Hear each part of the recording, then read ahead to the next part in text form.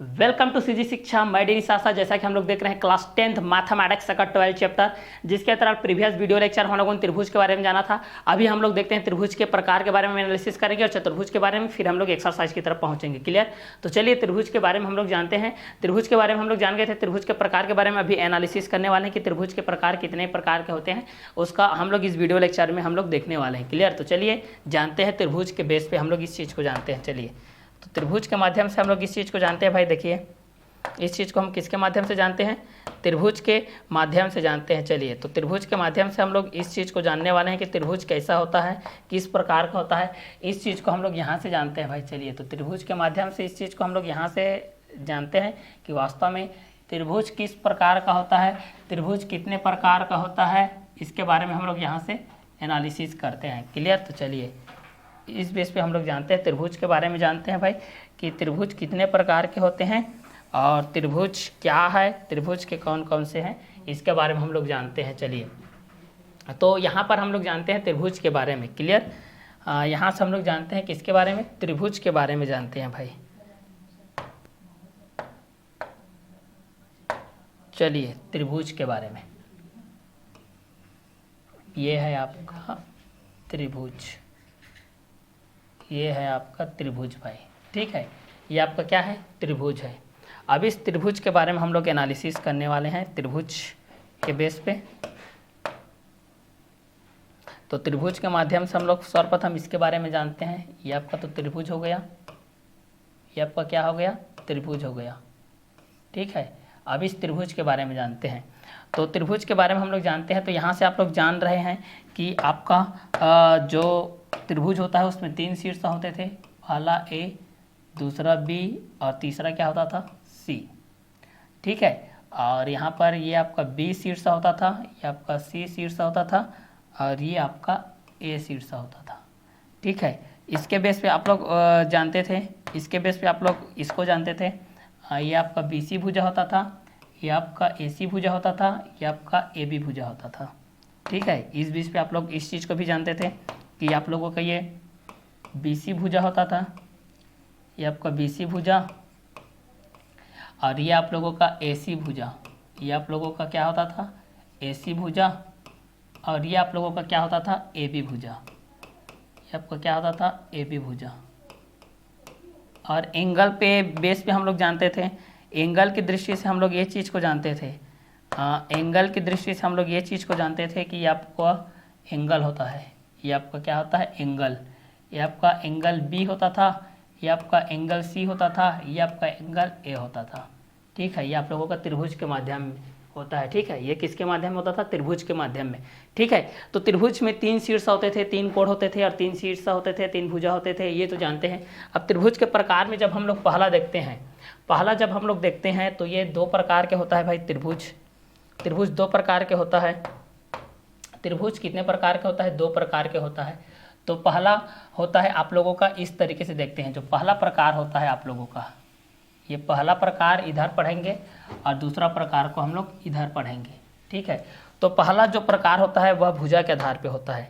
पहला जो प्रकार होता है वह किस आधार पे होता है? भुजा के आधार पे होता है। ये आप लोगों के भुजा के आधार पे होता है। किसके आधार पे होता है बोलने से? ये आप लोगों के भुजा के आधार पे होता है। ये किसके आधार पे होता है बोलने से? आप लोगों के भुजा के आधार पे होता है भाई। ठीक है, ये किसके आधार पे होता है? तो ये आप लोगों के भुजा के आधार पे होता है।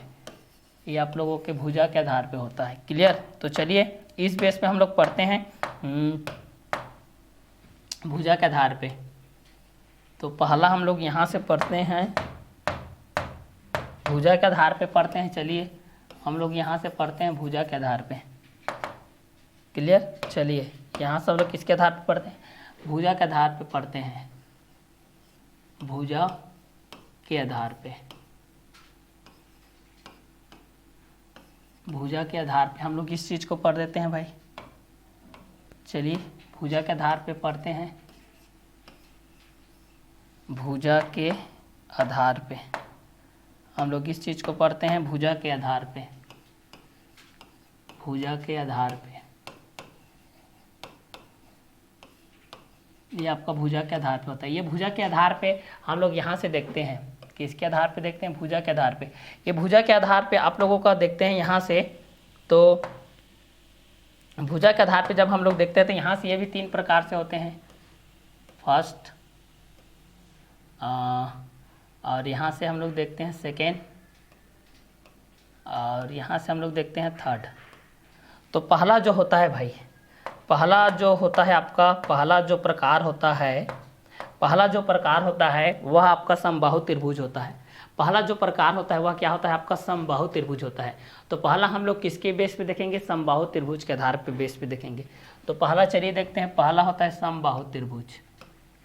समबाहु त्रिभुज होता है पहला जो होता है वो आप लोगों का क्या होता है? समबाहु त्रिभुज होता है। क्या होता है? समबाहु त्रिभुज। तो पहला हम लोग देखते हैं, पहला हम लोग इसके बेस पे देखते हैं भाई, ये आप लोगों का होता है समबाहु त्रिभुज के बेस पे होता है। तो पहला हम लोग इसी को देखते हैं, समबाहु त्रिभुज के बेस पे होता है ये आप लोगों का। ये कलर जो हो रहा है ये आप लोगों का बार बार इसी के अकॉर्डिंग में आ जा रहा है, ठीक है। तो चलिए यहाँ पर थोड़ा सा प्रॉब्लम क्रिएट कर रहा है, बाकी ये आप लोगों का इसी के बेस पे हो जाएगा क्लियर। तो चलिए इस चीज़ को हम लोग देख रहे हैं, समबाहु त्रिभुज के बेस पे देख रहे हैं। पहला समबाहु त्रिभुज होता है, पहला क्या होता है? समबाहु त्रिभुज होता है। तो समबाहु त्रिभुज के बेस पे हम लोग इस चीज़ को देखते हैं, किसके बेस पे देखते हैं? समबाहु त्रिभुज के बेस पे देखते हैं ये कैसे होता है, ठीक है। तो समबाहु त्रिभुज के बेस पे हम लोग देखेंगे तो समबाहु का अर्थ क्या होता है? देखिए समबाहु, और यहाँ पर क्या है आप लोगों का? त्रिभुज है। यहाँ पर क्या है आप लोगों का? त्रिभुज। तो समबाहु त्रिभुज की दृष्टि से जब हम लोग इस चीज़ को देखते हैं तो यहाँ पर 2 चीज़ें देखिए। पहला क्या है अगर देखते हैं तो यहाँ से हमारे पास पहला जो कंटेंट है वो आप लोग पास पहला सम है, फिर क्या है? बाहु है, प्लस क्या है? त्रिभुज है, त्रि है, प्लस क्या है? भुज है। ये त्रिभुज को तो जानते ही हैं, ये बाहु है, ये आपका क्या है? सम है, ठीक है। तो ये सम प्लस बाहु प्लस त्रिभुज। सम मीन्स होता है समान, बाहु मीन्स होता है भुजा, और त्रिभुज मतलब 3 भुजा, जिसकी तीनों भुजाएं आपस में क्या होती है? बराबर होती है भाई। जिसकी तीनों भुजा आपस में क्या होती है? बराबर होती है। जिसकी तीनों भुजा आपस में क्या होती है? बराबर होती है। वह क्या कहलाती है? समबाहु त्रिभुज कहलाती है, ठीक है। तो यहाँ से अगर डेफिनेशन के अकॉर्डिंग में अगर हम लोग इस चीज़ को लिखते हैं, ठीक है, डेफिनेशन के बेस पे हम लोग इस चीज़ को लिखते हैं, तो सम मीन्स आपका ये समान होता है, और बाहु मीन्स क्या होता है? बाहु मीन्स होता है आपका भुजा, और त्रिभुज मीन्स क्या होता है? 3 भुजा। तो जिसकी तीनों भुजाएं क्या होती है? बराबर होती है। जिसकी तीनों भुजाएं आपस में क्या होती है? बराबर होती है, वह क्या कहलाती है? समबाहु त्रिभुज कहलाती है। जिसकी तीनों भुजाएं आपस में क्या होती है? बराबर होती है, वह क्या कहलाती है? समबाहु त्रिभुज कहलाती है। तो समबाहु त्रिभुज में कितने भुजाएं आपस में बराबर होती है? तो समबाहु त्रिभुज में 3 भुजाएं आपस में बराबर होती है। किस त्रिभुज में 3 भुजाएं आपस में बराबर होती है? तो समबाहु त्रिभुज में तीनों भुजाएं आपस में बराबर होती है। सम मीन्स क्या होता है? समान होता है। बाहु मीन्स क्या होता है? भुजा होता है। त्रिभुज मीन्स क्या होता है? तो 3 भुजा होता है। तो जिसकी तीनों भुजाएं आपस में क्या होती है? बराबर होती है, वह आपकी समबाहु त्रिभुज कहलाती है, ठीक है। तो यहाँ पर डेफिनेशन में आप लोग लिख सकते हैं यहाँ से कि जिसकी, ठीक है, डेफिनेशन के बेस पे आप लोग यहाँ से लिख सकते हैं कि जिसकी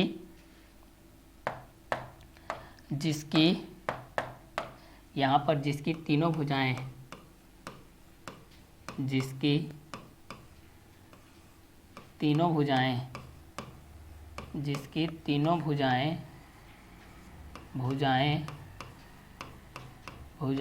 आपस में बराबर होती है, आपस में बराबर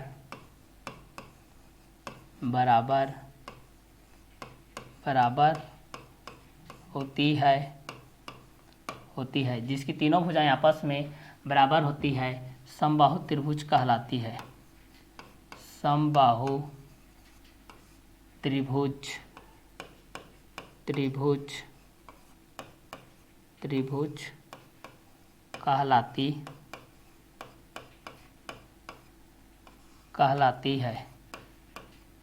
कहलाती है, ठीक है। जिसकी तीनों भुजाएं आपस में क्या होती है? बराबर होती है, समबाहु त्रिभुज कहलाती है। ये आप लोगों की समबाहु त्रिभुज हो गया, ठीक है। तो समबाहु त्रिभुज के बेस पे जब हम लोग इस चीज़ को देखते हैं, किसके बेस पे देखते हैं, समबाहु त्रिभुज के बेस पे जब हम इस चीज़ को देखते हैं कि जिसकी तीनों भुजाएं आपस में क्या होती है, बराबर होती है, वह क्या कहलाती है, समबाहु त्रिभुज कहलाती है। जैसे हम लोग डायग्राम के बेस पे जब हम लोग इस चीज़ को करते हैं, डायग्राम के बेसिस पे जब हम इस चीज़ को यहाँ से करते हैं डायग्राम के बेस पे, ये आप लोगों का डायग्राम के बेसिस पे हो गया, ये एंगल के बेस पे हो गया, क्लियर। तो यहाँ से हम लोग तीनों को इक्वल स्वरूप देखते हैं। मतलब अगर पहला भुजा अगर आपका 2 सेंटीमीटर का है तो दूसरा भुजा भी कितने सेंटीमीटर का क्या रहेगा, 2 सेंटीमीटर का रहेगा। तीसरा भी कितने सेंटीमीटर का रहेगा, 2 सेंटीमीटर का। चौथा भी 2 सेंटीमीटर का, इस तरीके से, ठीक है। तो तीनों भुजा, फिलहाल तो त्रिभुज है तो 3 भुजा ही रहेंगे, चौथे की तो कोई बात ही नहीं है। तो यहाँ पर अगर इसका नाम डिनोट करते हैं हम लोग, इसका नाम डिनोट अगर कर देते हैं, इसका नाम ए भाई साहब है, इसका नाम बी है और इसका नाम क्या है, सी भाई साहब है। तो इसकी तीनों भुजाएं आपस में क्या होती है, ये बराबर होती है भाई, ठीक है। तो यहाँ पर क्या हो जाएगा, समबाहु त्रिभुज, तीनों भुजाएं आपस में क्या हो जाएगा, त्रिभुज ए बी सी समबाहु त्रिभुज है, त्रिभुज ए बी सी समबाहु त्रिभुज है, समबाहु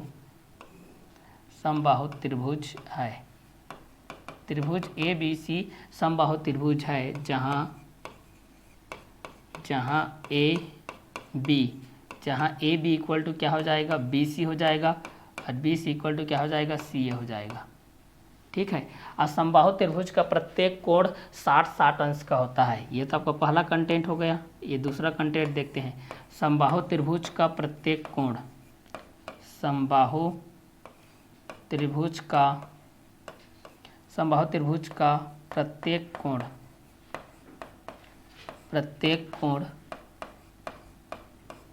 60 अंश का होता है,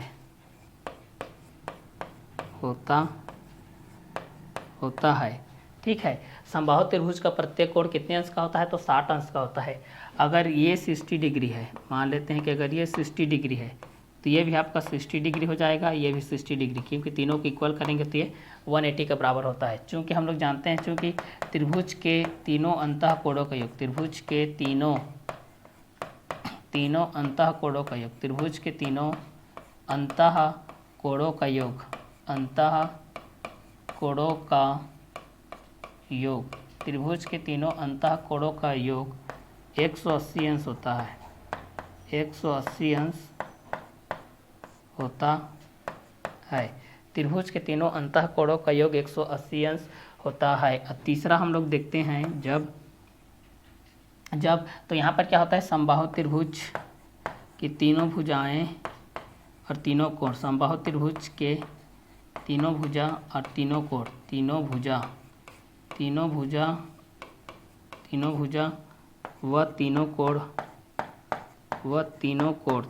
व तीनों कोण, आपस में बराबर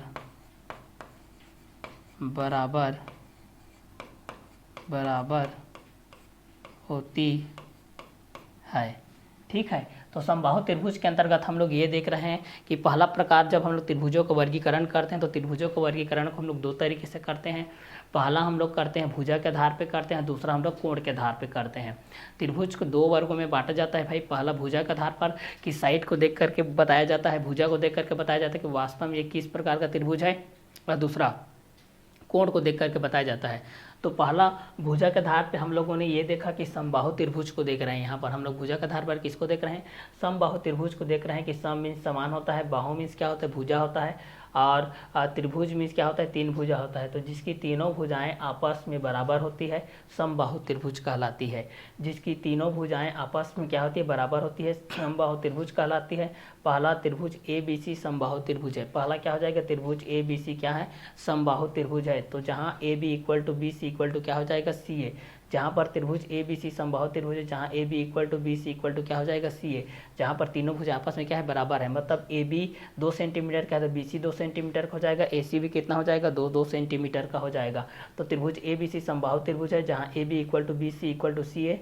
और दूसरा समबाहु त्रिभुज का प्रत्येक कोण 60 अंश का होता है, जहाँ त्रिभुज के तीनों अंतः कोणों का योग 180 अंश का होता है। और समबाहु त्रिभुज की तीनों भुजा व तीनों कोण आपस में क्या होती है, बराबर होती है। तो इसको हम लोग कोण ए की दृष्टि से भी देख सकते हैं, कोड बी की दृष्टि से देख सकते हैं, कोड सी की भी दृष्टि से देख सकते हैं, ए बी की दृष्टि से देख सकते हैं, बी सी की दृष्टि से देख सकते हैं, सी ए की दृष्टि से देख सकते हैं भाई।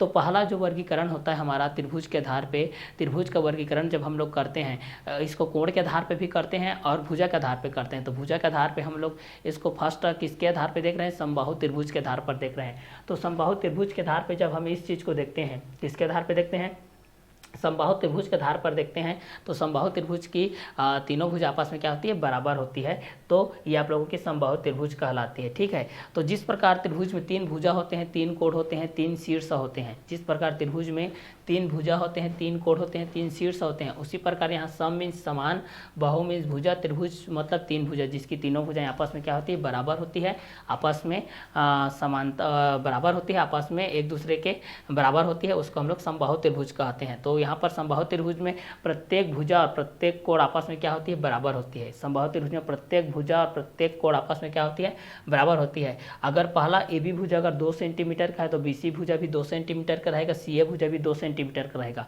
कोण ए आपका 60 अंश का है, कोण बी 60 अंश का, कोण सी 60 अंश का, ये तो 60 ही रहेगा, क्योंकि 60 के बेस पे रहेगा तभी 180 अंश होगा, किसी से ना तो कम होगा ना किसी से ज़्यादा हो जाएगा। ठीक है, तो ये समबाहु त्रिभुज के अंतर्गत आ गया है। पहला भुजा के आधार पर आपका समबाहु त्रिभुज होता है। भुजा के आधार पर पहला क्या होता है आप लोगों का, समबाहु त्रिभुज होता है। अब दूसरा कंटेंट को हम लोग देखते हैं। दूसरा इसका होता है समबाहु त्रिभुज हो गया। अब इसके बाद आता है आप लोगों का समबाहु त्रिभुज के बाद एक आता है समद्विबाहु त्रिभुज। एक और आता है, वो क्या होता है, समद्विबाहु त्रिभुज। दूसरा हम लोग देखते हैं, या तो आपका पहला नंबर हो गया, ये पहला ए के नंबर के हिसाब से हो गया, ए नंबर के हिसाब से हो गया। अब यहाँ से देखते हैं दूसरा हम लोग देखते हैं समद्विबाहु। दूसरा हम लोग क्या देखते हैं, समद्विबाहु को देखते हैं। दूसरा आपका होता है यहाँ से समद्विबाहु त्रिभुज, समद्विबाहु त्रिभुज, समद्विबाहु त्रिभुज होता है। दूसरा क्या होता है आप लोगों का, समद्विबाहु त्रिभुज होता है। तो समद्विबाहु त्रिभुज को जानते हैं, जैसे कि समबाहु त्रिभुज को भी जान रहे हैं, उसी के अंतराल में हम लोग इस चीज़ को जानते हैं, समद्विबाहु त्रिभुज को जानते हैं। तो जिस तरीके से हम लोग समबाहु त्रिभुज का वर्गीकरण किए, सम मीन्स समान, बाहु मीन्स भुजा, त्रिभुज मतलब 3 भुजा। तो समबाहु त्रिभुज के लिए देखते हैं, समबाहु त्रिभुज के लिए देखते हैं। यहाँ पर देखिए, तो ये आप लोगों को 3 वर्डों से मिलकर बना है। पहला आपका क्या है, सम है। पहला क्या हो जाएगा, सम। पहला क्या हो जाएगा, सम प्लस है द्वि, प्लस क्या है, द्वि, प्लस क्या है आप लोगों का, द्वि। सम प्लस हो जाएगा, ये सम प्लस, सम प्लस ये हो जाएगा आप लोगों का, सम प्लस ये आपका हो जाएगा, सम प्लस द्वि हो जाएगा, प्लस सम प्लस द्वि प्लस बाहु हो जाएगा, प्लस त्रिभुज हो जाएगा। ठीक है, सम प्लस द्वि प्लस बाहु प्लस त्रिभुज। अब इसको हमको डील करना है भाई, सम प्लस बाहु प्लस त्रिभुज ये हो जाएगा। तो इसको हमको क्या करना है, डील करना है। सम मीन्स समान होता है, द्वि मीन्स 2 होता है, बाहु मीन्स भुजा होता है, त्रिभुज मतलब 3 भुजा होता है। जैसे वहाँ पर हम लोग देखें ना, समबाहु त्रिभुज, सम मीन्स समान, बाहु मीन्स भुजा, त्रिभुज मतलब 3 भुजा। ठीक है, उसी प्रकार हम लोग यहाँ पर देख रहे हैं समद्विबाहु त्रिभुज के सम मीन्स समान, द्वि मीन्स 2, बाहु मीन्स भुजा और त्रिभुज मतलब 3 भुजा। तो भुजा के आधार पे हम लोग इस चीज़ को देखते हैं। तो क्या हो जाएगा, सम मीन्स क्या होता है हमारा पास, समान। सम मीन्स क्या होता है, समान होता है। और द्वि मीन्स क्या हो जाएगा भाई, द्वि मीन्स क्या हो जाएगा, द्वि मीन्स हमारे पास क्या हो जाएगा, द्वि मीन्स हम लोग यहाँ से देखते हैं, द्वि मीन्स हम लोग देखते हैं तो यहाँ से 2 हो जाएगा, 2 हो जाएगा। और बाहु मीन्स क्या होता है, भुजा, और त्रिभुज मतलब 3 भुजा, जिसकी 3 भुजा। ठीक है, तो यहाँ पर समद्विबाहु त्रिभुज, ठीक है, जिसकी 2 भुजाएं आपस में क्या होती है, बराबर होती हैं। जिसकी 2 भुजाएं आपस में क्या होती है, बराबर होती है। कितनी भुजाएं बराबर होती है, तो 2 भुजाएं बराबर होती है। ठीक है, तो जिसकी 2 भुजाएं आपस में बराबर होती है वह क्या कहलाती है, समद्विबाहु त्रिभुज कहलाती है। तो किस त्रिभुज में दो भुजाएं आपस में बराबर होती है बोलते हैं आप लोगों को, तो क्या बोलोगे कि समद्विबाहु त्रिभुज में। ठीक है, कौन से त्रिभुज में, तो समद्विबाहु त्रिभुज में। तो यहाँ पर समद्विबाहु त्रिभुज की परिभाषा हम लोग यहाँ से देख सकते हैं इस तरीके से कि जिसकी दो भुजाएं जिसकी दो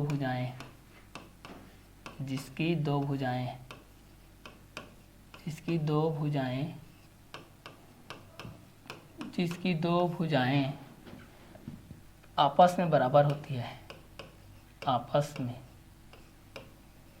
में बराबर जिसकी दो भुजाएं आपस में बराबर होती है समद्विबाहु त्रिभुज कहलाती है। समद्विबाहु त्रिभुज समद्विबाहु त्रिभुज कहलाती है। समद्विबाहु त्रिभुज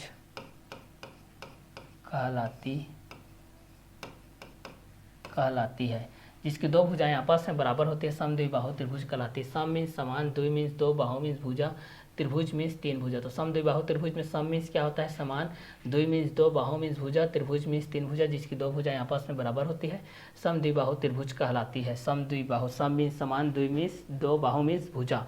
जैसे कि समबाहु त्रिभुज में सम मीन्स समान होता था, बाहु मीन्स भुजा होता था, त्रिभुज मतलब तीन भुजा। क्लियर। तो ये आपके जिसकी दो भुजाएं आपस में बराबर समद्विबाहु त्रिभुज कहलाती है।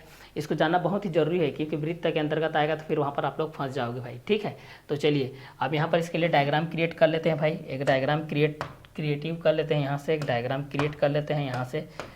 ठीक है, तो यहाँ से एक डायग्राम यहाँ पर क्रिएट करते हैं। देखिए ये आपका ABC के बेस पे होता है, ये इसके तुल्य है, ये इसके बराबर है।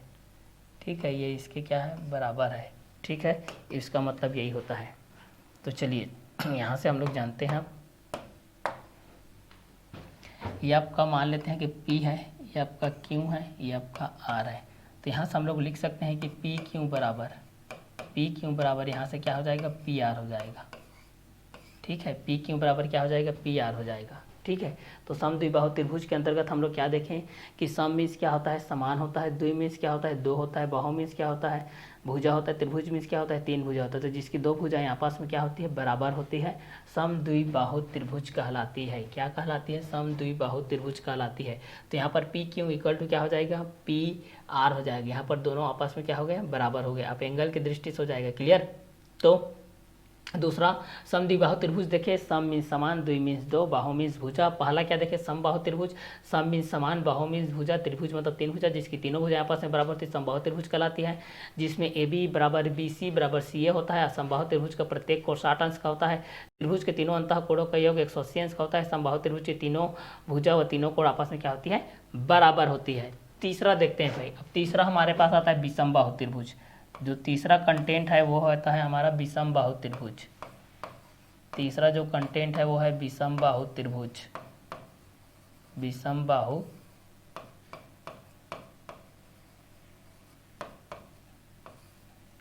तीसरा जो कंटेंट है वो विषमबाहु त्रिभुज होता है। तीसरा जो कंटेंट है वो क्या है, विषमबाहु त्रिभुज है। विषमबाहु त्रिभुज के अंतर्गत हम लोग देखते हैं कि विषमबाहु त्रिभुज क्या होता है। विषम मतलब असमान, बाहु मीन्स भुजा, त्रिभुज जिसकी तीनों भुजाएं असमान हो, जिसकी तीनों भुजाएं अलग अलग हो, जिसकी तीनों भुजाएं क्या हो, अलग अलग हो भाई। ठीक है, तो चलिए देखते हैं इस चीज़ को हम लोग यहाँ से ये हो जाएगा आपका विषम है प्लस क्या है, बाहु है प्लस क्या है, त्रिभुज है। चलिए विषम है, बाहु है प्लस त्रिभुज है। तो विषम मीन्स क्या होता है आपका, असमान होता है। विषम मीन्स क्या होता है आपका, असमान। विषम मीन्स असमान होता है। और बाहु मीन्स क्या होता है, भुजा होता है। भुजा होता है। विषम मीन्स असमान होता है, बाहु मीन्स भुजा होता है। त्रिभुज मीन्स क्या होता है, तीन भुजा होता है। तीन भुजा होता है। तीन भुजा होता है। ठीक है, तो विषम मीन्स असमान, बाहु मीन्स भुजा, त्रिभुज मतलब तीन भुजा। ठीक है, तो इसकी परिभाषा के बेस पे हम लोग इस चीज़ को देखते हैं, जिसकी तीनों भुजाएं। ठीक है, जिसकी तीनों भुजाएं, यहाँ से इस चीज़ को देखते हैं, जिसकी तीनों भुजाएं देखते हैं, जिसकी तीनों भुजाएं, जिसकी तीनों भुजाएं, जिसकी तीनों भुजाएं,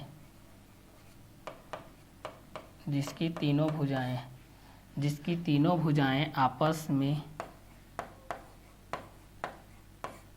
जिसकी तीनों भुजाएं आपस में असमान होती है, आपस में असमान, असमान होती है, असमान होती है। जिसकी तीनों भुजाएं आपस में असमान होती है, अर्थात तीनों भुजाएं अलग अलग होती है, अर्थात तीनों भुजाएं, अर्थात तीनों भुजाएं, अर्थात तीनों भुजाएं, अर्थात तीनों भुजाएं, भुजाएं अलग अलग अलग, ठीक है। जिसकी तीनों भुजाएं आपस में असमान होती है, अर्थात तीनों भुजाएं अलग अलग होती है, अलग अलग होती है, विषम बाहु त्रिभुज कहलाती है। विषम बाहु, विषम बाहु त्रिभुज कहलाती है, विषम बाहु त्रिभुज, विषम बाहु त्रिभुज कहलाती है, विषम बाहु त्रिभुज कहलाती है। ये देखिए विषम बाहु त्रिभुज कहलाती है, ठीक है। तो विषम बाहु त्रिभुज का अर्थ भी यहाँ से आप लोग समझ गए होंगे कि विषम मीन्स क्या होता है, असमान होता है, और बाहु मीन्स क्या होता है, भुजा होता है, और त्रिभुज मीन्स क्या होता है, तीन भुजा होता है, ठीक है।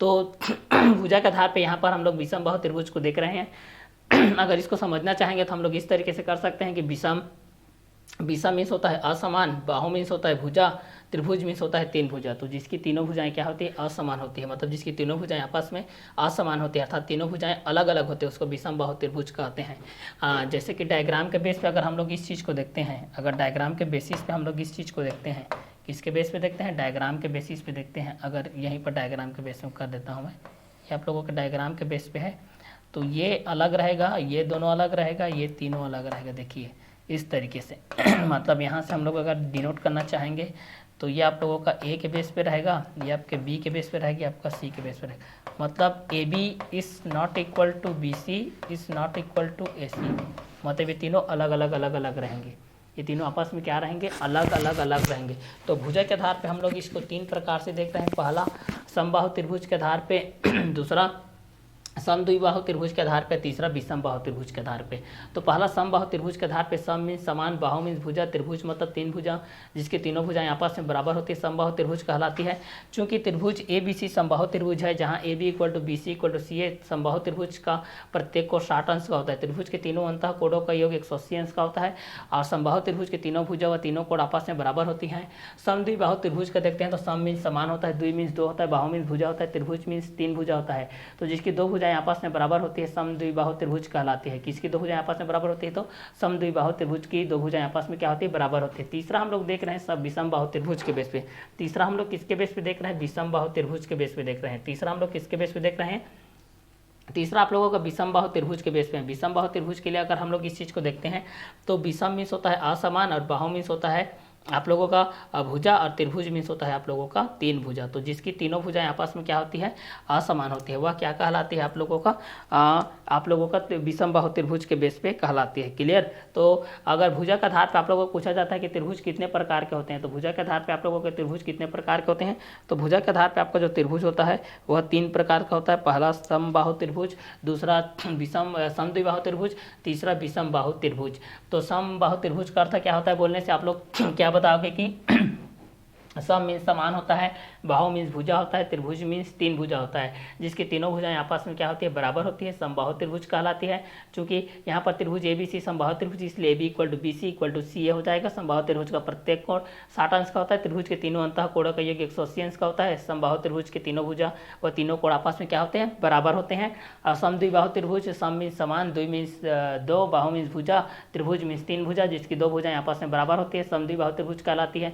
अब विषम बाहु त्रिभुज, विषम प्लस बाहु बाहु प्लस त्रिभुज असमान प्लस भुजा प्लस तीन भुजा, जिसकी तीनों भुजाएं आपस में असमान होती है, अर्थात तीनों भुजाएं अलग अलग होती है, विषम बाहु त्रिभुज कहलाती है। तो ये पहला हम लोग भुजा के आधार पे देखे हैं। ये किसके आधार पे है? भुजा के आधार पे।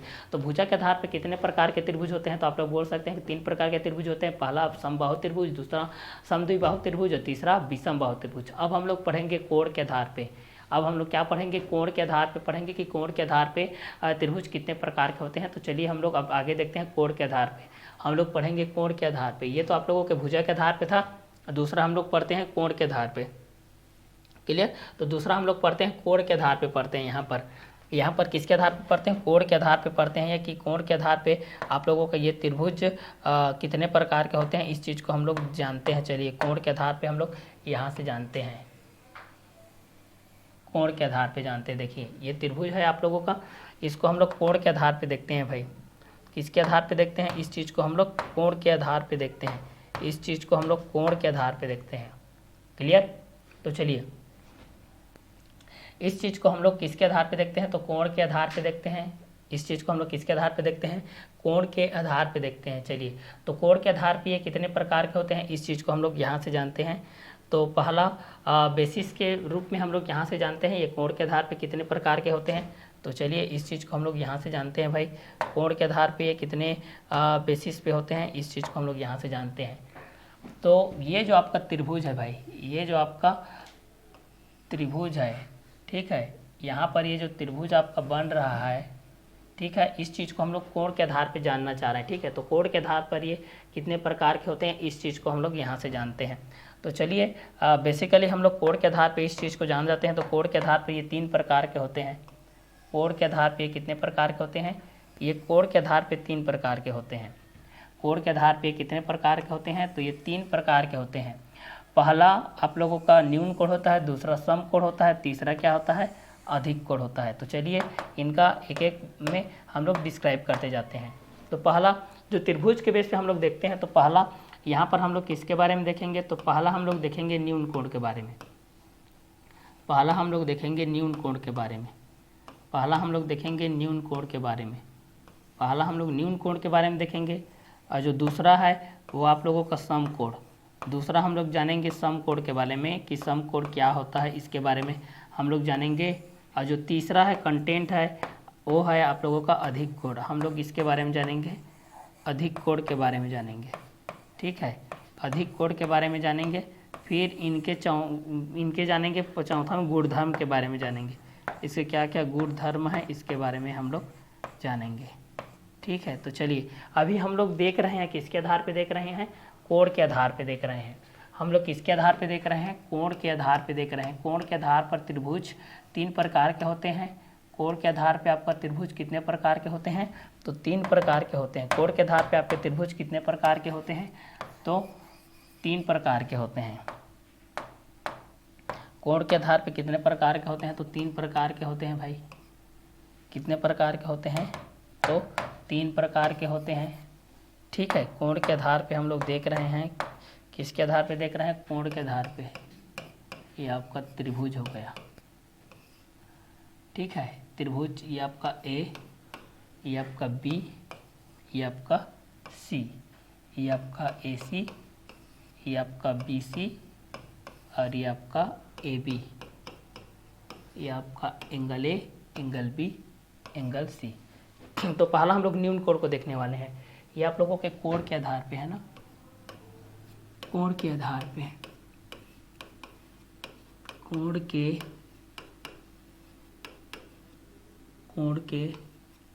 आधार पर, ये आप लोगों के कोण के आधार पे है। ये किसके आधार पे है बोलने से? ये आप लोगों के कोण के आधार पे है। तो कोण के आधार पे हम लोग यहाँ से देखते हैं। पहला न्यून कोण होता है, दूसरा क्या होता है? सम कोण होता है, तीसरा क्या होता है? अधिक कोण होता है, चौथा क्या होता है? इसका गुणधर्म होता है। 3 प्रकार के होते हैं, चौथा में हम लोग इसका गुणधर्म देखेंगे। चौथा में हम लोग क्या देखेंगे? इसका गुणधर्म को देखेंगे। क्लियर? तो ये भुजा के कोण के आधार पर ये 3 प्रकार के होते हैं। कोण के आधार पर ये कितने प्रकार के होते हैं? 3 प्रकार के होते हैं। तो पहला हम लोग जानेंगे न्यून कोण के बारे में, फिर जानेंगे सम कोण के बारे में, फिर जानेंगे अधिक कोण के बारे में। न्यून कोण जिसको एक्यूट एंगल बोला जाता है। जिसको क्या एंगल बोला जाता है? जिसको एक्यूट एंगल बोला जाता है। जिसको क्या एंगल बोला जाता है? तो एक्यूट एंगल। इसको बोला जाता है राइट एंगल। इसको राइट एंगल, और इसको क्या बोला जाता है, एब्ट्यूस एंगल, इसको बोला जाता है एब्ट्यूस एंगल। क्लियर। तो चलिए इस चीज़ को एक एक करके हम लोग जानते हैं। पहला न्यून कोण के बेस पे लेते हैं, पहला हम लोग इसको न्यून कोण के बेस पे लेते हैं, पहला हम लोग न्यून कोण के बेस पे लेते हैं भाई। इस चीज़ को हम लोग किसके बेस पे लेते हैं, न्यून कोण के बेस पे लेते हैं। न्यून कोण किसको बोलते हैं, ठीक है, न्यून कोण के बेस पे लेते हैं। तो न्यून कोण के बेस पे जब हम इस चीज़ को लेते हैं तो जिस कोण की माप 0 अंश से अधिक और 90 अंश से क्या होती है, कम होती है, जिस कोण की माप 0 अंश से अधिक और 90 अंश से क्या होती है, कम होती है, वह क्या कहलाती है, न्यून कोण कहलाती है। तो यहाँ पर इस चीज़ को लिखते हैं, देखिए जिस कोण की, ठीक है, जिस कोण की माप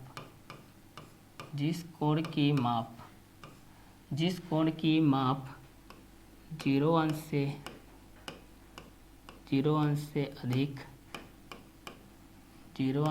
अधिक, जिस कोण की माप 0 अंश से अधिक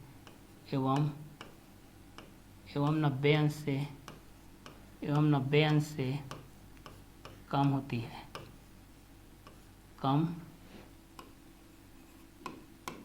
कम होती है, जिस कोण की माप 0 अंश से अधिक एवं 90 अंश से कम होती है, न्यून कोण कहलाती है। न्यून कोण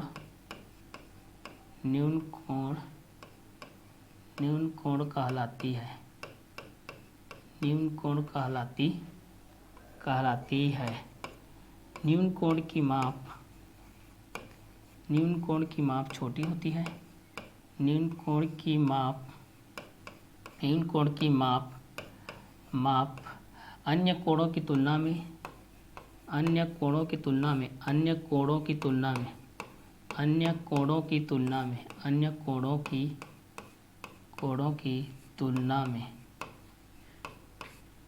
में बहुत छोटी होती है, बहुत छोटी होती है, ठीक है। तो न्यून कोण के बेस पे जब हम इस चीज़ को देखते हैं, जिस कोण की माप 0 अंश से अधिक एवं 90 अंश से कम होती है वह न्यून कोण कहलाती है। तो जिस कोण की माप 0 अंश से क्या होती है, 0 अंश से अधिक होती है एवं 90 अंश से क्या होती है, कम होती है, वह न्यून कोण कहलाती है। न्यून कोण की माप अन्य कोणों की तुलना में बहुत छोटी होती है। जो न्यून कोण की माप होती है वह अन्य कोणों की तुलना में क्या होती है, बहुत छोटी होती है, क्योंकि यह 0 से अधिक होती है लेकिन 90 से कम होती है। क्लियर। तो न्यून कोण के बेस से जब हम इस चीज़ को देखते हैं, एक्यूट एंगल के बेस से भी जब इस चीज़ को देखते हैं, तो यहाँ पर क्या होता है कि जिस कोण की माप 0 अंश से अधिक और 90 अंश से कम कौन होता है, आप लोगों को पूछा जाता है। तो 0 अंश से अधिक और 90 अंश से कम आप लोगों का न्यून कोण होता है। न्यून कोण की माप कितना होता है, तो 0 अंश से अधिक 90 अंश से कम होता है। 90 अंश से कम कौन होता है, तो न्यून कोण होता है। 0 अंश से अधिक कौन होता है, तो न्यून कोण होता है। 90 अंश से 0 और 90 के बीच में कौन होता है, तो न्यून कोण होता है। क्लियर। जैसे ये देखिए, ये आप लोगों का न्यून कोण है, ये आपका न्यून कोण है, ये भी न्यून कोण है, ये भी न्यून कोण है, ठीक है। ये देखिए फर्स्ट के बेस पे देखते हैं, ये सेकेंड, ये थर्ड, ये सारे न्यून कोण है, ये सारे क्या है, न्यून कोण है, ठीक है। मान लेते हैं कि ये 70 डिग्री के बेस पे है, ये आप लोगों के 20 डिग्री के बेस पे है, ये आप लोगों के 30 डिग्री के बेस पे, ये सारे आप लोगों के न्यून कोण है। न्यून कोण, तो न्यून कोण क्या होती है, 0 से आप लोगों की अधिक होती है और 90 से क्या होती है, कम होती है। तो न्यून कोण की माप कितनी होती है बोलने से आप लोगों को बोला जाता है, क्या लिखोगे कि जिस कोण की माप 0 अंश से अधिक होती है और 90 अंश से क्या होती है, कम होती है, न्यून कोण कहलाती है। जिस कोण की माप 0 अंश से अधिक होती है और 90 अंश से कम होती है वह न्यून कोण कहलाती है। न्यून कोण की माप अन्य कोणों की तुलना में बहुत छोटी होती है, क्योंकि यह 0 से अधिक होती है और 90 से कम होती है। 90 जो कि बहुत मायने नहीं रखता है, ठीक है। जैसे यहाँ पर एग्जांपल की दृष्टि से, एंगल की दृष्टि से आपको पहचानने के लिए बोला जाएगा, तो यहाँ पर आप लोग 30 डिग्री के बेस पे करवा सकते हो, 70 डिग्री के बेस पे करा सकते हो और 20 डिग्री के बेस पे करा सकते हो। तो ये न्यून कोण के बेसिस हो जाएगा, ये न्यून कोण हो जाएगा। अब सम कोण के बेस पे देखते हैं, दूसरा होता है, ये तो हमारा फर्स्ट हो गया आप लोगों का न्यून कोण के बेस पे हो गया। ये फर्स्ट हमारा किसके बेस पे हो गया, न्यून कोण के बेस पे हो गया, जिसको हम लोग एक्यूट बोलते हैं, जिसको क्या बोला जाता है, एक्यूट एंगल, जिसको एक्यूट एंगल बोला जाता है। ठीक है। अब दूसरा हम लोग पढ़ते हैं राइट एंगल के बारे में। दूसरा हमारे पास है सम कोड, जिसको हम लोग क्या बोलते हैं, राइट एंगल बोलते हैं, जिसको दूसरा को हम लोग क्या बोलते हैं, राइट एंगल। न्यून कोड के बारे में हम लोग पढ़ते हैं। चलिए, तो दूसरा हमारा न्यून कोड के बेसिस पे हो जाएगा। तो न्यून कोड के बेसिस पे हम लोग इस चीज़ को देखते हैं, ये किस बेसिस पे होता है, ठीक है। तो चलिए इस चीज़ को हम लोग दूसरा को देखते हैं, सम कोड के बेस पे देखते हैं। दूसरा हमारा क्या होता है, सम कोड के बेस पे इस चीज़ को देखते हैं। तो दूसरा हमारा हो जाएगा, वो हो जाएगा आप लोगों का सम कोड के बेस पे। जो दूसरा होगा हमारे पास, जो दूसरा होगा वो आपका हो जाएगा सम कोड। दूसरा है वो है आप लोगों का सम कोड है, जिसको बोला जाता है राइट एंगल, जिसको बोला जाता है राइट एंगल के बेस पे बोला जाता है, राइट एंगल के बेस पे। चलिए तो इस चीज़ को हम लोग देखते हैं, राइट एंगल के बेस पे हम लोग इस चीज़ को देखते हैं, ये किस तरीके से होता है, इस कन्वर्सेशन के बेस पे देखते हैं। तो जिस कोण की माप, यहाँ से हम लोग देखते हैं, देखिए जिस कोण की माप, जिस कोण की माप, जिस कोण की माप, जिस कोण की माप, जिस कोण की माप केवल 90 अंश होती है, केवल जिस कोण की माप, जिस कोण की माप, जिस कोण की माप केवल 90 अंश होती है, 90 अंश होती है, सम कोण कहलाती है, सम कोण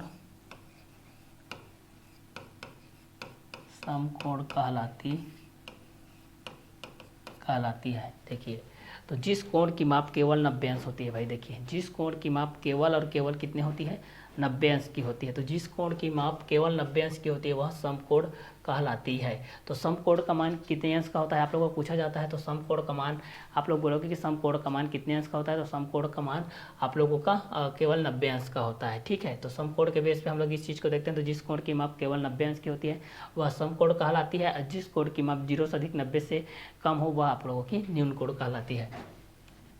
तो यहाँ पर हम लोग देख सकते हैं फर्स्ट, सेकेंड, थर्ड के बेस पे। यहाँ पर आप लोगों का राइट एंगल के बेस पे आप लोगों को किस तरीके से आ जाएगा भाई, राइट एंगल के बेस पे अगर करना चाहोगे तो ये आप लोगों को राइट एंगल, यही आप लोगों को हो जाएगा ये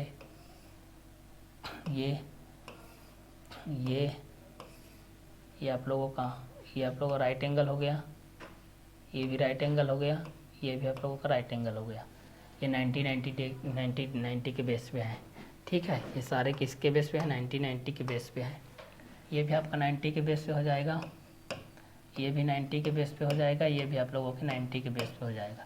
तो दूसरा समकोण की दृष्टि से हम लोग देख लिए, पहला न्यून कोण के बेस पे देख लिए कि जिस कोण की माप 0 से अधिक होती है एवं 90 से कम होती है न्यून कोण कहलाती है, और न्यून कोण की माप अन्य कोणों की तुलना में बहुत छोटी होती है, जैसे 30 डिग्री के बेस पे है, 70 डिग्री के बेस पे है, 20 डिग्री के बेस पे है।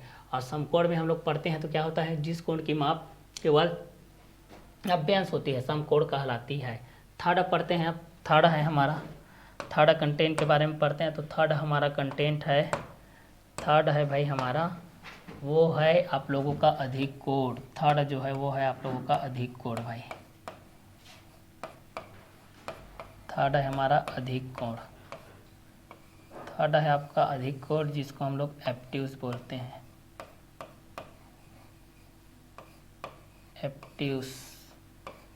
एब्ट्यूज एंगल बोलते हैं इस चीज़ को, एब्ट्यूज एंगल बोलते हैं। थर्ड हमारा क्या होता है, एब्ट्यूज एंगल होता है। तो एब्ट्यूज एंगल के बारे में जानते हैं भाई। तो सेकेंड हमारा समकोण की दृष्टि से हो गया, फर्स्ट हमारा न्यून कोण के बेस पे हो गया।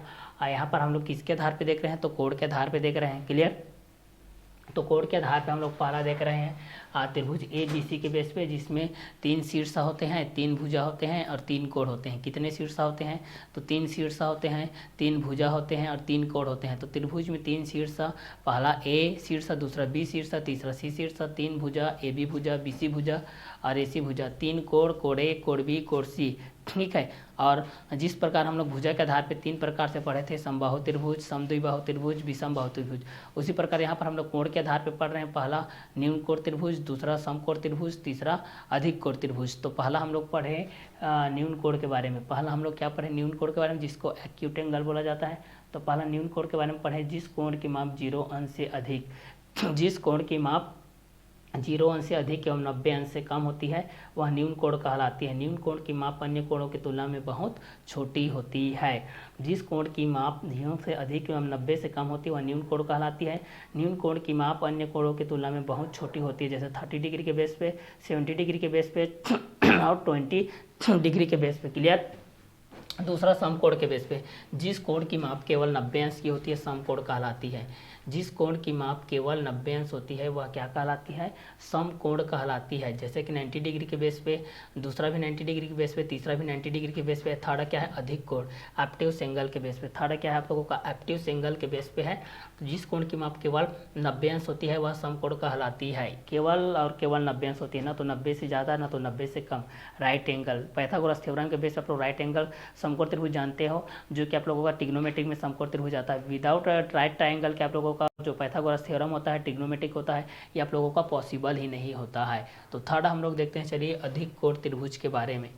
जिस कोण की माप, यहाँ पर जानते हैं हम लोग, जिस कोण की माप,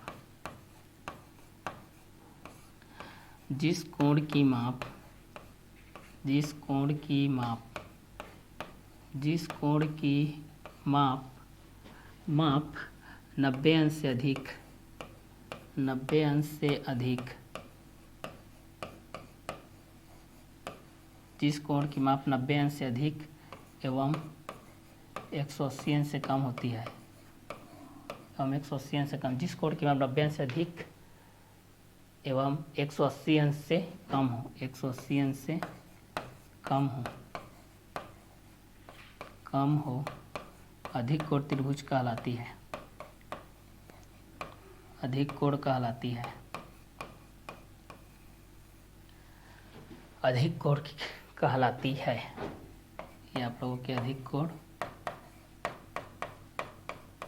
कहलाती है। जिस कोण की माप 90 अंश से अधिक एवं 180 अंश से कम हो अधिक कोण कहलाती है। ठीक है। यह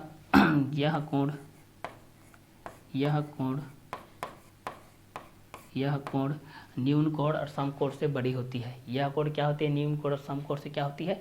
बड़ी होती है। यह कोण न्यून कोण, यह कोण न्यून कोण तथा समकोण, यह कोण न्यून कोण तथा समकोण से बड़ी होती है, बड़ी होती है। ठीक है। इसके अंतर्गत क्या होता है इस चीज़ को हम लोग जानते हैं। तो डायग्राम के बेसिस पे हम लोग इस चीज़ को देखते हैं। ये आप लोगों को इस तरीके से, यहाँ से ये देखिए इस एंगल के मूवमेंट कर रहा है ये। ठीक है। इस एंगल के बेस पे ये अधिक कोण हो गया, ये अधिक कोण हो गया, ये भी अधिक कोण हो गया। ठीक है। ये मान लेते हैं कि ए है, ओ है, बी है, ये पी है, क्यू है, आर है, एस है, टी है, यू है। ये आप लोगों को अधिक कोण की दृष्टि से आ जाएगा। तो कोण के आधार पे हम लोग 3 प्रकार से देखें। पहला न्यून कोण त्रिभुज के आधार पे, जिस कोण की माप 0 अंश से अधिक एवं 90 अंश से कम होती है न्यून कोण कहलाती है। न्यून कोण की माप अन्य कोणों की तुलना में बहुत छोटी होती है। 30, 70, 20 के बेस पे समकोण, जिस कोण की माप केवल 90 अंश होती है समकोण कहलाती है। अधिक कोण त्रिभुज, जिस कोण की माप 90 से अधिक एवं 180 से कम हो अधिक कोण कहलाती है। यह कोण न्यून कोण तथा समकोण से क्या होती है? बड़ी होती है। तो त्रिभुज, यहाँ पर त्रिभुज 2 प्रकार से देखें हम लोग। पहला भुजा के आधार पे 3 प्रकार के समबाहु त्रिभुज, समद्विबाहु त्रिभुज, विषमबाहु त्रिभुज। दूसरा कोण के आधार पे आप लोगों का न्यून कोण त्रिभुज, समकोण त्रिभुज और अधिक कोण त्रिभुज। क्लियर? ये आप लोगों के त्रिभुज से रिलेटेड था। ठीक है। जिसके अंतराल में आप लोग न्यून कोण को देख लिए, न्यून कोण क्या होता है इस चीज़ को जान लिए, समकोण क्या होता है इस चीज़ को जान लिए, अधिक कोण क्या होता है इस चीज़ को जान लिए। अब इसमें अटैचमेंट रहता है आप लोगों का चतुर्भुज भी अटैचमेंट रहता है। कौन अटैचमेंट रहता है आप लोगों का? चतुर्भुज भी यहाँ पर क्या रहता है? अटैचमेंट रहता है। तो चतुर्भुज की दृष्टि से हम लोग इस चीज़ को देखते हैं। चलिए, ये तो आप लोगों को त्रिभुज से रिलेटेड था। अब इसी में हम लोग देखते हैं चतुर्भुज से रिलेटेड, चतुर्भुज से कौन कौन सी चीज़ें यहाँ पर आप लोगों का अटैचमेंट होता है। तो चलिए इस चीज़ को देखते हैं। तो इसके बाद आता है आप लोगों का चतुर्भुज। तो यहाँ से हम लोग जानते हैं चतुर्भुज के बारे में भाई, चतुर्भुज के बारे में जानते हैं। यहाँ से हम लोग जानते हैं चतुर्भुज के बारे में।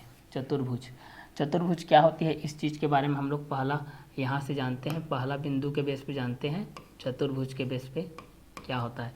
तो चतुर्भुज चार भुजाओं से घिरी बंद आकृति, चार भुजाओं से घिरी बंद आकृति। देखिए चार भुजाओं से घिरी बंद आकृति, चार भुजाओं से घिरी बंद आकृति, घिरी बंद आकृति, बंद आकृति।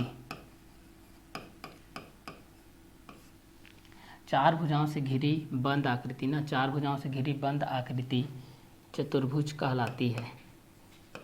चतुर्भुज, चतुर्भुज कहलाती, चतुर्भुज कहलाती, कहलाती है। ठीक है, चार भुजाओं से घिरी बंद आकृति क्या कहलाती है? चतुर्भुज कहलाती है। चतुर्भुज में चार शीर्ष होते हैं। चतुर्भुज में, चतुर्भुज, चतुर्भुज में चार शीर्ष, चार शीर्ष, चार शीर्ष होते हैं। चतुर्भुज में चार शीर्ष होते हैं। दूसरा चतुर्भुज में, चतुर्भुज में, चतुर्भुज में चार भुजा होते हैं। चार भुजा होते हैं एवं चतुर्भुज में चार कोण होते हैं। एवं चतुर्भुज में क्या होते हैं? चार कोण होते हैं। तो इस चीज़ को भी लिख लीजिए भाई यहाँ पर। चतुर्भुज में, चतुर्भुज, चतुर्भुज में चार, चार कोण, चार कोण होते हैं। चतुर्भुज में चार कोण होते हैं। चतुर्भुज में चार भुजा होते हैं, चतुर्भुज में चार कोण होते हैं। चतुर्भुज में दो विकर्ण होते हैं। चतुर्भुज में दो विकर्ण, चतुर्भुज में दो विकर्ण, चतुर्भुज में दो विकर्ण, विकर्ण होते हैं। चतुर्भुज में दो भाग होता है। चतुर्भुज में दो भाग होते हैं। चतुर्भुज में दो भाग होते हैं। चतुर्भुज में दो भाग होते हैं, अंतः भाग और बाह्य भाग, अंतः भाग एवं बाह्य भाग, बाह्य भाग। चतुर्भुज के चारों अंतः कोणों का योग 360 अंश होता है। चतुर्भुज के चारों अंतः कोणों का योग कितने अंश का होता है? 360 अंश का होता है। तो यहाँ पर लिखिए चतुर्भुज, चतुर्भुज के चारों, चतुर्भुज के चारों अंतः, अंतः, अंतः कोणों का योग 360 अंश, 360 अंश होता है। चतुर्भुज के चारों अंतः कोणों का योग कितने? 360 अंश का होता है। तो चार भुजाओं से घिरी बंद आकृति क्या कहलाती है? चतुर्भुज कहलाती है। चार भुजाओं से घिरी बंद आकृति क्या कहलाती है? चतुर्भुज कहलाती है। तो यहाँ से आप लोग जान रहे हैं कि चार भुजाओं से घिरी बंद आकृति क्या कहलाती है? चतुर्भुज कहलाती है। चतुर्भुज में चार शीर्ष होते हैं। चतुर्भुज में चार भुजा होते हैं। चतुर्भुज में चार कोण होते हैं। चतुर्भुज में दो विकर्ण होते हैं। चतुर्भुज में दो भाग होते हैं। पहला अंतः भाग होता है, दूसरा बाह्य भाग होता है। चतुर्भुज के चारों अंतः कोणों का योग 360 अंश का होता है। चार भुजाओं से घिरी बंद आकृति आपकी क्या कहलाती है? चतुर्भुज कहलाती है। कितने भुजाओं से घिरी बंद आकृति? चतुर्भुज कहलाती है। तो चार भुजाओं से घिरी बंद आकृति आपकी क्या कहलाती है? चतुर्भुज कहलाती है। और चतुर्भुज में कितने शीर्ष होते हैं? तो चतुर्भुज में आपके 4 शीर्ष होते हैं। चतुर्भुज में आपके कितने शीर्ष होते हैं? तो चतुर्भुज में 4 शीर्ष होते हैं। चतुर्भुज में कितने भुजाएं होती है? तो चतुर्भुज में 4 भुजाएं होती है। चतुर्भुज में कितने कोण होते हैं? तो चतुर्भुज में 4 कोण होते हैं। चतुर्भुज में कितने विकर्ण होते हैं? तो चतुर्भुज में 2 विकर्ण होते हैं। चतुर्भुज में कितने भाग होते हैं? तो चतुर्भुज में 2 भाग होते हैं। चतुर्भुज में पहला भाग कौन है? तो पहला भाग अंतः भाग होता है। दूसरा भाग क्या है? तो दूसरा भाग बाह्य भाग होता है। चतुर्भुज के चारों अंतः कोणों के कितने अंश का होता है? तो 360 अंश का होता है। डायग्राम के बेसिस पे जब हम लोग देखते हैं इस चीज़ को, तो ये आप लोगों का चतुर्भुज के माध्यम से होता है भाई। ये आप चतुर्भुज के माध्यम से ये मान लेते हैं कि चतुर्भुज के माध्यम से है।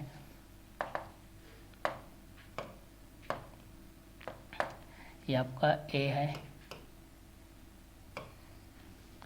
ये आपका क्या है? ए है, ठीक है। ये आपका ए है, ये आपका बी है, ये आपका सी है, ये आपका डी है। ये आपका ए बी भुजा है, ए बी भुजा, दूसरा बी सी भुजा, तीसरा सी डी भुजा, चौथा आपका हो जाएगा ए डी भुजा। चौथा क्या हो जाएगा? चौथा हो जाएगा ए डी भुजा, ए डी भुजा हो जाएगा, ठीक है। ये आपका विकर्ण हो जाएगा। यहाँ से देखेंगे तो ये आपका क्या हो जाएगा? विकर्ण। ये आपका पहला विकर्ण हो जाएगा, ये आपका हो जाएगा दूसरा विकर्ण, ठीक। तो यहाँ पर 2 विकर्ण हो गए। 4 भुजाएं से घिरी बंधा चतुर्भुज। चतुर्भुज में 4 शीर्ष होते हैं, जैसे यहाँ पर क्या हो जाएगा भाई? जैसे ए है, बी है, सी है, डी है। इसका जैसे में लिख लो चतुर्भुज A B C D, A B C D. इसमें चतुर्भुज में 4 भुजा होते हैं। कि 4 भुजा होते हैं तो पहला भुजा क्या हो जाएगा? ए बी हो जाएगा। पहला भुजा क्या हो जाएगा? ए बी भुजा, दूसरा बी सी भुजा, तीसरा सी डी भुजा, चौथा डी ए भुजा या ए डी भुजा कह सकते हो इस चीज़ को। क्लियर? तो पहला 4 भुजाओं से घिरी बंद आकृति चतुर्भुज कहलाती है। चतुर्भुज ए बी सी डी में पहला चतुर्भुज में 4 शीर्ष होते हैं, जैसे ए बी सी डी। दूसरा चतुर्भुज में 4 भुजा होते हैं, जैसे ए बी बी सी और सी डी और डी ए। और तीसरा चतुर्भुज में 4 कोण होते हैं, जैसे हो जाएगा कोण ए, कोण बी, कोण सी, कोण डी। चतुर्भुज में 2 विकर्ण होते हैं, जैसे पहला विकर्ण होता है ए सी विकर्ण, और बी डी विकर्ण, ए सी विकर्ण और बी डी विकर्ण, बी डी विकर्ण। चतुर्भुज में 2 भाग होते हैं, अंतः भाग और बाह्य भाग। जैसे यहाँ पर है अंतः भाग होता है, और क्या होता है? एवं बाह्य भाग, जो यहाँ पर लिखाया है ये एवं होता है बाह्य भाग। अंतः भाग एवं बाह्य भाग होता है। चतुर्भुज के चारों अंतः कोणों का योग क्या होता है? 360 अंश का होता है। जैसे A plus B plus C plus D equal to होता है 360 डिग्री, ठीक है। कोण ए प्लस कोण बी प्लस कोण सी प्लस कोण डी इक्वल टू क्या होता है? 360 डिग्री होता है। क्लियर? तो चतुर्भुज के बेस से हम लोग इस चीज़ को देख रहे हैं कि 4 भुजाओं से घिरी बंद आकृति क्या होती है? चतुर्भुज कहलाती है। जैसे कि ए बी सी डी के माध्यम से हम लोग इस चीज़ को देख रहे हैं। चतुर्भुज में 4 शीर्ष होते हैं, जैसे कि ए के बेस पे, बी सी डी के बेस पे। चतुर्भुज में 4 भुजा होते हैं, जैसे कि ए बी बी सी और सी डी और डी ए। चतुर्भुज में 4 कोण होते हैं, जैसे कोण ए, कोण बी, कोण सी, कोण डी। चतुर्भुज में 2 विकर्ण होते हैं, जैसे ए सी विकर्ण और बी डी विकर्ण। चतुर्भुज में 2 भाग होते हैं, जैसे कि अंतः भाग एवं बाह्य भाग। चतुर्भुज के चारों अंतः कोणों का योग 360 अंश का होता है, जैसे कोण ए प्लस कोण बी प्लस कोण सी प्लस कोण डी इक्वल टू 360 डिग्री। तो चतुर्भुज के बेस पे जब हम लोग इस चीज़ को देखते हैं, इसके कंटेंट के भी हिसाब से देखते हैं भाई, तो इस कंटेंट के हिसाब से हम लोग इसको ए के रूप में डिनोट करते हैं। ए बी सी डी के रूप में नामकरण किए हैं, तो आप लोग ए बी सी डी के रूप में लिख सकते हो। आप चाहोगे तो इसको P Q R S T के बेस पे भी कर सकते हो। तो यहाँ पर हम लोग basically A B C D के माध्यम से किए हैं, इसलिए 4 भुजाओं से घिरी बंद आकृति चतुर्भुज कहलाती है। चतुर्भुज ए बी सी डी, चतुर्भुज में 4 शीर्ष होते हैं, जैसे कि ए के बेस पे होता है ए बी सी डी। और चतुर्भुज में 4 भुजा होते हैं, जैसे A B plus A B होता है, बी सी होता है, सी डी होता है, डी होता है। चतुर्भुज में 4 कोण होते हैं, कोण ए, कोण बी, कोण सी, कोण डी। चतुर्भुज में 2 विकर्ण होते हैं, ए सी विकर्ण, बी डी विकर्ण। चतुर्भुज में 2 भाग होते हैं, अंतः भाग, बाह्य भाग। चतुर्भुज के चारों अंतः कोणों का योग 360 अंश का होता है a+b+c+d के माध्यम से, तो ये 360 हो जाएगा। ठीक है, तो चतुर्भुज के बेस पे जब हम लोग इसका उपयोग करते हैं, जब वृत्त के रूप में, जैसे कि त्रिभुज का उपयोग हम लोग वृत्त के रूप में करते हैं, जिसमें त्रिभुज का 2 वर्गीकरण किए थे, भुजा के आधार पर किए थे और कोण के आधार पर। तो भुजा के आधार पर समबाहु त्रिभुज के आधार पर जब उसको अटैचमेंट करके देखेंगे, समद्विबाहु त्रिभुज के आधार पर, विषमबाहु त्रिभुज के आधार पर, जब कोण के आधार पर, न्यून कोण त्रिभुज के आधार पर, समकोण त्रिभुज के आधार पर और कोण के आधार पर हम लोग अधिक कोण के रूप में देखे थे, सरल कोण के रूप में देखे थे, कांतर कोण, संगत कोण के बेस पे देखे थे, शीर्षाभिमुख कोण के बेस पे देखे थे। तो उसी के अकॉर्डिंग में चतुर्भुज के बेस में चतुर्भुजों का भी यहाँ पर वर्गीकरण करेंगे हम लोग, जिसमें वर्ग के बेस पे आएगा, आयत के बेस पे आएगा और समलंब चतुर्भुज के बेस पे आएगा, समांतर चतुर्भुज के बेस पे आएगा। तो चलिए इस कंटेंट को हम लोग चतुर्भुज में सीमित करते हैं। नेक्स्ट वीडियो लेक्चर में हम लोग देखते हैं चतुर्भुज के प्रकार, समलंब चतुर्भुज क्या होती है, समांतर चतुर्भुज क्या होती है, असम चतुर्भुज क्या होती है, वर्ग क्या होती है, आयत क्या होती है, वर्ग का अभिधारणा क्या है, वर्ग की अभिधारणा क्या है, वर्ग किस प्रकार से होती है, चतुर्भुज को हम लोग किस तरीके से निर्माण करते हैं, चतुर्भुज किस प्रकार से बनता है, चतुर्भुज में चक्रीय चतुर्भुज क्या होती है, चक्रीय चतुर्भुज के सम्मुख कोणों का योग 180 अंश का होता है। चतुर्भुज से रिलेटेड जितने भी आप लोगों के प्रमेय हैं वो सारे प्रमेय को हम लोग क्लियर करेंगे। जैसे कि यहाँ पर चतुर्भुज से घिरी बंद आकृति के बेस पे देखे, शीर्ष के बेस पे देखे, कोण के बेस पे देखे, भुजा के बेस पे देखे, विकर्ण के बेस पे देखे, तो सारे के देखे। तो नेक्स्ट वीडियो लेक्चर में हम लोग मिलते हैं नेक्स्ट कंटेंट के साथ, चतुर्भुज के प्रकार के साथ। तो आज के क्लास को हम लोग यही वर्क करते हैं। Okay bye, have a nice day.